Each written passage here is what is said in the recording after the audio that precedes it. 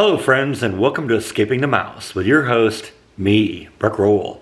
All right, I got to do a little something for myself today. I got a couple weeks ago when I went down to Lake Waco to look at the water level. A couple days afterwards, I noticed I had like a rash on my legs, lower legs. I thought at the time I'd gotten tangled up in some poison ivy or something like that. I don't think that's what it is anymore.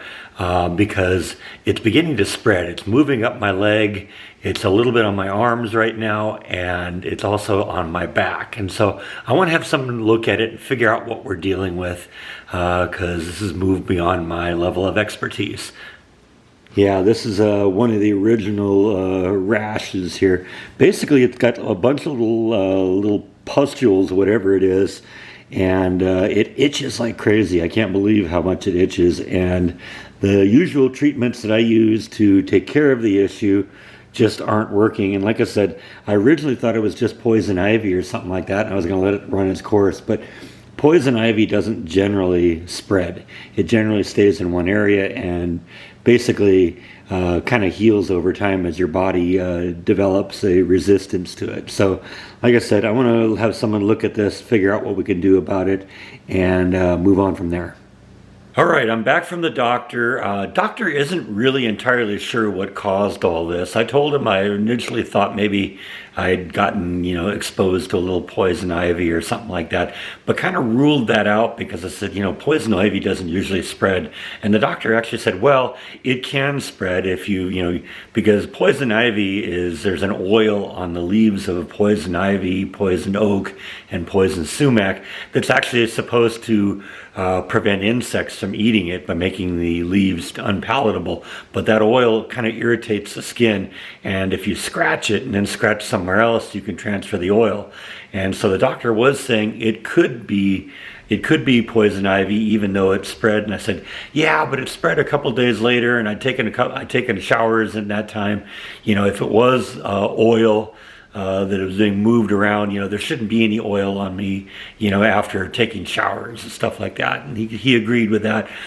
Basically, he gave me some antibiotics because one of the wounds on my left leg looks like it's a little red and looks a little infected. So he was a little concerned about that. He gave me some antibiotics for that, and then some steroid cream that he says will help relieve the rash and the swelling and all that. So I'm going to run over to the pharmacy right now, get my prescription taken care of, and we'll go from there. I'm back from the pharmacy now and got my prescription turned in. It's going to take about an hour to process it, so I'm going to go back and pick up the stuff a little later. Basically, I've got two different kinds of drugs that they're going to be giving me. One of them is a ointment that I'm going to put directly on the wound. One of them is an antibiotic to deal with the redness, and then the other drug is another pill that I can take that will also help fight the rash from within. Now, one of the things that really kind of surprised me, I asked if there was going to be a copay with this because, I have insurance with my work that includes a drug benefit, and they looked it up, and it sounds like even with the insurance, the copay is going to be over $500, which sounds really insane. So I don't know. I'm hoping maybe I just heard that wrong, but it sounds like it's going to be an awful lot of money. Fortunately, I have a health savings account, and so I'll just pay for it with that. Looks like the bird feeder is getting a little action today. That's good. I'm glad they're doing something with it.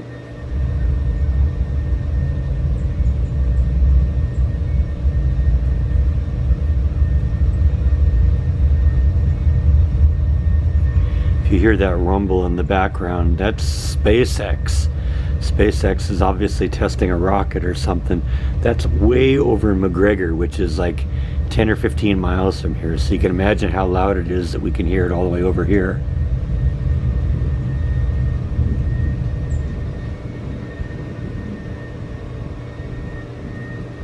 I think that's the first time I've actually captured it on a video.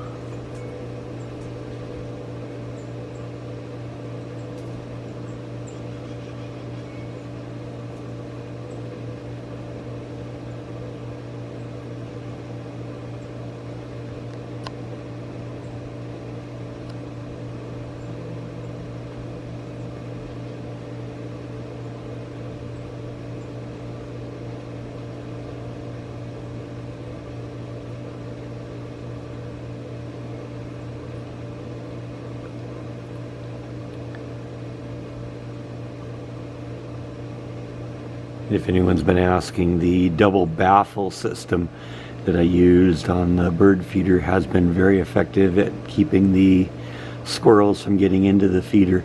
Because I guess if they try and go down, what they would do is they would crawl down on top of when I had one baffle, they'd crawl down on top of the baffle and they'd slide off the side and whip around and grab the side of the of the feeder as it went down.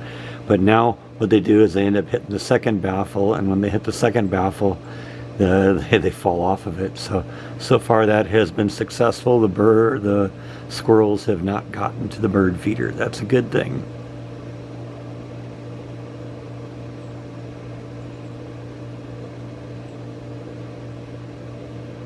Flash sure seems to enjoy sleeping in the leaves these days.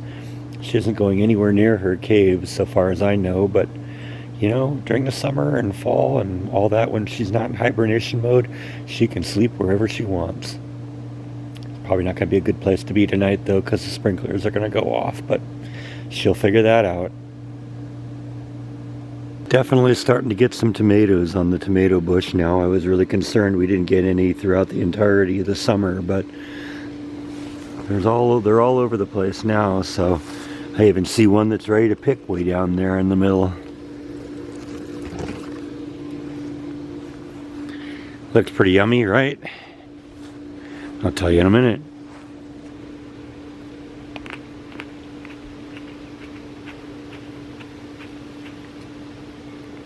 Oh yeah, fresh off the vine, no better than that.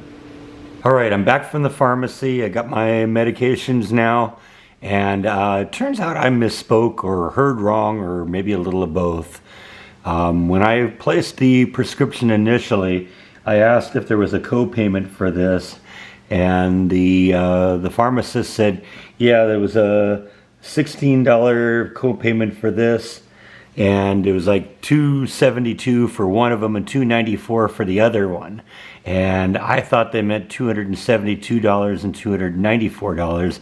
It was actually $2.72 and $2.94. So got out of there for a little over 20 bucks, and hopefully we're well on our way to healing now. So we're kind of wrapping this video up now. I got one more thing that's kind of a little off on a tangent that I want to talk about.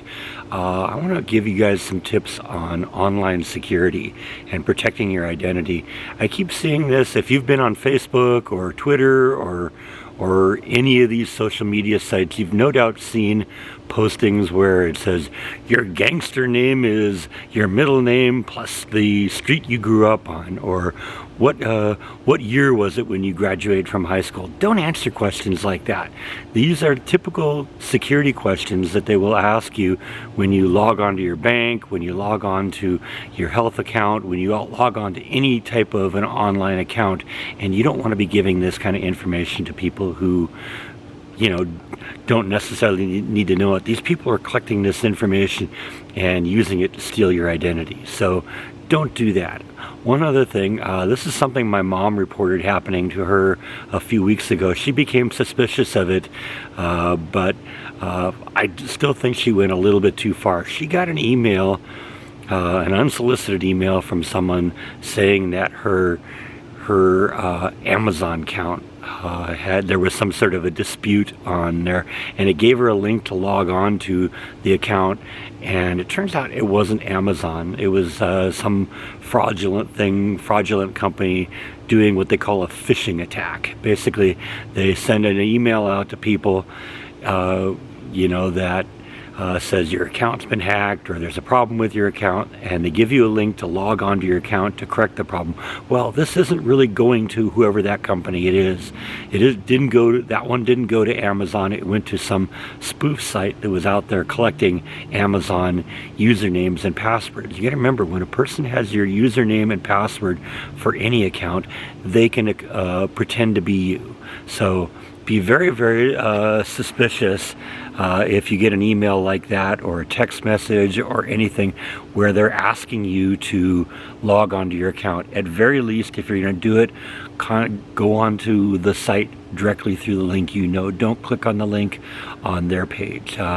In addition to the possibility you might be giving somebody else your account information, it's also possible that that page that you go onto might download some software onto your computer, which would enable someone to take over your computer. So, just giving you a few little tips to stay safe online, because the online world can be a dangerous place if you aren't careful. So anyway, I think that's all that I have for today. Thank you as always for watching, and I'll see you next time on Escaping the Mouse. Good night.